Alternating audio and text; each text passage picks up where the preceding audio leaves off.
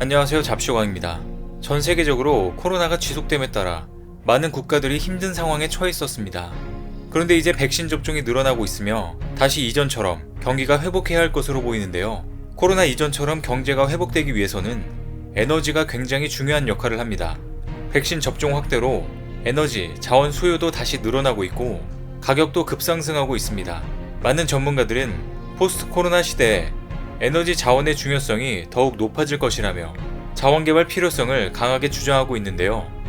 현재 우리나라는 세계 10위권 안의 에너지 소비국으로 에너지 자원의 90% 이상을 수입에 의존하고 있는 실정입니다. 우리나라는 흔히 기름 한 방울 나지 않는 나라라고 하며 에너지 빈곤국이라는 얘기도 있었습니다. 하지만 이것만 대한민국의 손에 들어오면 곧 우리의 상황도 달라질 수 있습니다. 바로 대륙붕 제7광구 석유자원 개발만 성공하면 말입니다. 잊혀진 우리의 영토 대륙붕 제7광구는 제주도 아래쪽 일대에 설정된 해저자원 탐사구역으로 대한민국의 제주도 남쪽에서부터 일본의 규슈와 중국 대륙 가운데까지 해저로 땅이 연결되어 있다고 보시면 됩니다.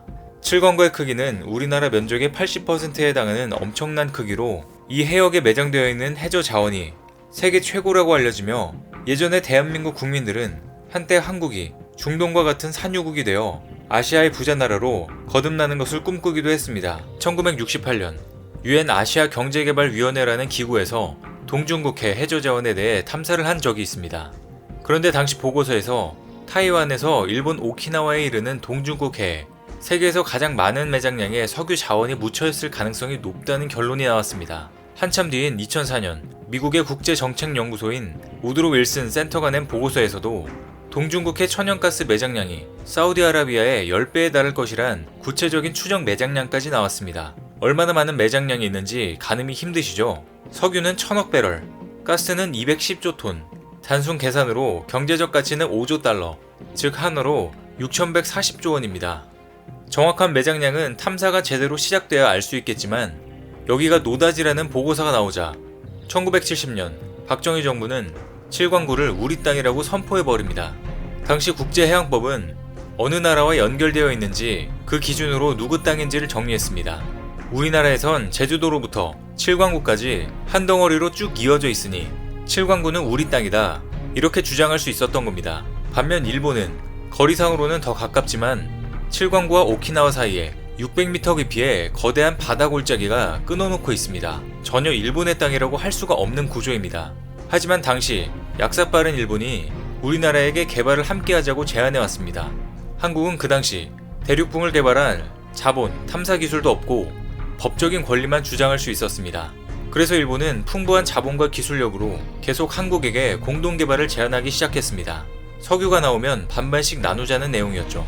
당시 우리는 국제법적인 소유권만 있었지 막상 개발을 실행할 기술도 돈도 없었으니 일본의 제안을 받아들이게 됩니다. 결국 74년 한일 양국은 7광구를 공동 개발한다는 조약을 체결하고 이것은 78년에 발효됩니다. 이때부터 7광구의 이름도 JDG 한일 공동 개발구역으로 바뀝니다. 협정 발효 후 1981년 단 몇 년 만에 7곳을 시추 진행해서 3곳에서 석유가 발견됐습니다. 적은 양이지만 굉장히 의미가 있었던 겁니다. 하지만 갑자기 일본의 개발 중단 선언으로 7광구 탐사는 중단된 것인데요. 일본은 석유가 발견되었지만 투자 대비 효율이 없다고 핑계를 대면서 갑자기 못하겠다고 들어누웠습니다. 그러나 일본의 속셈은 따로 있었습니다. 1982년 유엔 국제해양법이 채택된 내용을 보면 대륙붕이 어느 나라와 연결되어 있는지에 따라 영유권을 인정하는 것이 아닌 거리 기준으로 영유권을 인정하게 되었습니다. 이에 따라 현재 기준으로 7광구 대부분은 일본의 영역으로 포함되며 협정이 종료되면 그때 자신들에게 유리한 거리 기준 논리를 적용해 자신들의 영토로 주장하기 위해서 어이없는 핑계를 댄 것입니다. 이후 공동 탐사가 아니면 한쪽의 일방적인 개발은 불가능하다는 협정 내 독소 조항 때문에 탐사는 그대로 멈춘 채 시간만 흐르게 되었습니다. 협정은 50년까지만 유효하기 때문에 이대로 시간이 흘러 2028년이 된다면 국제 재판을 통해 7광구의 90%는 일본의 손에 넘어갈 가능성이 있습니다. 우리나라도 이제 엄청난 경제 발전과 석유 탐사할 기술력이 충분함에도 불구하고 일본의 말도 안 되는 억지 때문에 지금까지 개발을 할 수가 없었습니다. 우리나라 땅이 일본에게 빼앗길 가능성이 생긴 것입니다. 그런데 최근 국제정세에 벌어지는 상황을 보면 한국에게 유리하게 돌아가고 있는데요. 미국이 최근 들어 4개국 안보협의체인 쿼드에 이어 호주, 영국과의 동맹 오커스까지 한국을 그 다음 중요한 동맹으로 확장하겠다는 입장을 계속 밝히고 있기 때문입니다. 이 동맹들의 특징은 모두 중국의 반대편에 서서 대응하기 위한 목적으로 구성된 것인데요. 최근 미국 국방부는 한국보다 더 강력한 동맹국은 없다며 한반도 주변국들이 군사력을 증강하는 모습을 보며 그런 위협에 대응해 군사적 대비태세를 갖추고 역량을 유지해 나가고 동맹을 강화할 것이라고 밝혔습니다. 반중전선에 제대로 서기 위해 한국의 동북아 중심에서 핵심 축으로 꼭 필요하다는 의미인데요. 그런데 일본은 계속해서 중국과의 커넥션을 맺으며 미국에 거슬리고 있는 모습입니다. 일본은 한일 공동개발구역 JDG 지역에 수지 타산이 안 맞는다고 핑계를 대며 우리나라와는 개발 중단을 선언했지만 JDG에서 불과 몇백 미터 떨어진 지역에서는 중국과 손을 잡는 일을 벌이고 있습니다. JDG 서쪽 중국 해역에서는 이미 중국의 해상 유전들이 4개 가동되고 있습니다. 매장량이 어느 정도인지는 중국이 발표하고 있지 않지만 여기서 뽑아 올린 석유와 천연가스를 상하이까지 해저 파이프로 연결해 중국 대륙 전역에 공급하는 것을 보면 매장량이 상당할 것으로 추정되고 있습니다. 하지만 그동안 JDG 근처에는 접근하지 않던 중국이 이제는 JDG와 거의 근접한 곳까지 와서 원유를 시추하려고 했는데요. 그런데 갑자기 원유 시추에 전혀 관심이 없던 척하던 일본이 JDG와 가깝다는 이유로 중국을 막아서고 있습니다. 이곳은 중국 롱징이라는 지역으로 중국이 그 지역에 파이프를 심어 석유 자원을 빨아들이면 JDG에 있는 자원까지 빨려갈 수 있다는 것을 걱정하게 된 것입니다. 그 후 일본은 중국 롱징에 있는 유전 개발을 같이 진행하자고 중국에게 먼저 제안합니다. 롱징 유전에서 석유와 천연가스가 나왔으니 이 부근에 중국과 일본의 공동개발구역을 설정해 둘이 같이 해보자는 거였습니다. 그러더니 2008년 갑자기 중일 대륙붕 공동개발구역이 설정됩니다.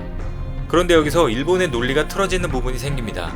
한국과는 JDG가 경제성이 없어서 개발하지 않는다고 해놓고 불과 JDG에서 몇백 미터 떨어진 곳에서 중국과 공동개발하겠다는 건 앞뒤가 전혀 맞지 않는 얘기입니다.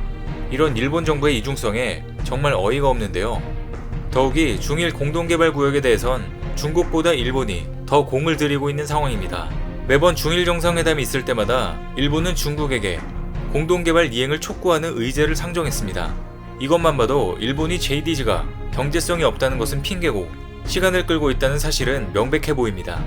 사실 전문가들이 우려하는 최악의 경우에는 JDG 협정이 끝나면 한국을 배제하고 중국과 일본이 JDG 해역에 대해 자원개발 협의를 할 가능성이 있다는 겁니다.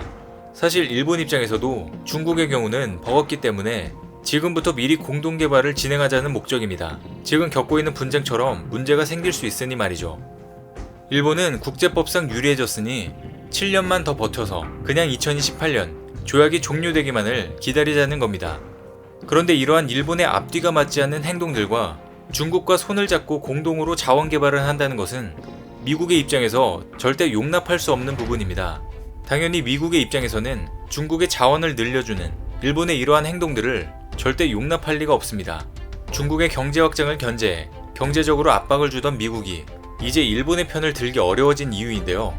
만약 이러한 상황에 국제 분쟁에서 재판이 이루어진다면 분명히 미국은 한국의 편을 들어줄 것입니다. 우리나라도 일본이 원하는 대로 이렇게 가만히 놔둘 수만은 없습니다. 그래서 한국은 마지막 승부를 띄웠습니다. 탐사에서 시추까지 5, 6년이 걸리는 작업이기 때문에 협정이 끝나는 2028년 전에 이 문제를 마무리해야 합니다. 그래서 34년 만에 우리 정부는 대륙붕 제7광구 석유자원을 개발하기로 결정했습니다. 그러나 공동으로 개발한다는 조항에 따라 일본의 동의를 구해야 하는데요. 한국 외교부가 개발에 나서겠다는 뜻을 일본에 통보했습니다. 하지만 지금까지 일본이 해온 행동으로 보아 이번 한국 정부의 7광구 개발 통보에도 일본은 거부할 가능성이 매우 높습니다. 중국과는 손을 잡고 개발하고 한국과는 거부한다면 또다시 일본의 이중적인 행태는 전 세계에 드러날 것입니다. 이렇게 또 일본이 이중적인 태도로 나온다면 국제조약을 어긴 것으로도 볼 수 있는데요. 우리나라에게는 공동개발 합의를 일본이 애초에 지키지 않았다라고 주장하면 우리에게도 분명 승산이 있을 겁니다. 뿐만 아니라 협정의 목적과 취지를 일본이 위반하였다라는 것을 국제사회에 널리 알릴 필요가 있습니다. 이제 진짜로 일본에게 유리했던 이 상황을 완전히 뒤집을 수 있습니다.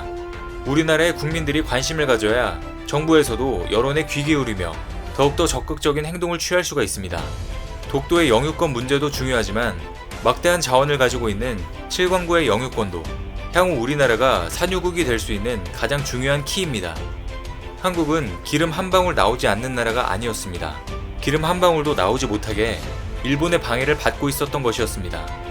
더 이상 우리의 것을 일본에게 뺏기고 싶지 않습니다. 이 영상을 보시고 모두 칠광구에 관심을 가지고 우리나라에게 힘을 실어주셨으면 좋겠습니다. 오늘 준비한 소식은 여기까지입니다. 댓글을 통한 여러분들의 많은 의견 기다리겠습니다. 많은 분들의 생각이 모였을 때 진정 가치 있는 지식이 완성될 것입니다. 시청해주셔서 감사합니다.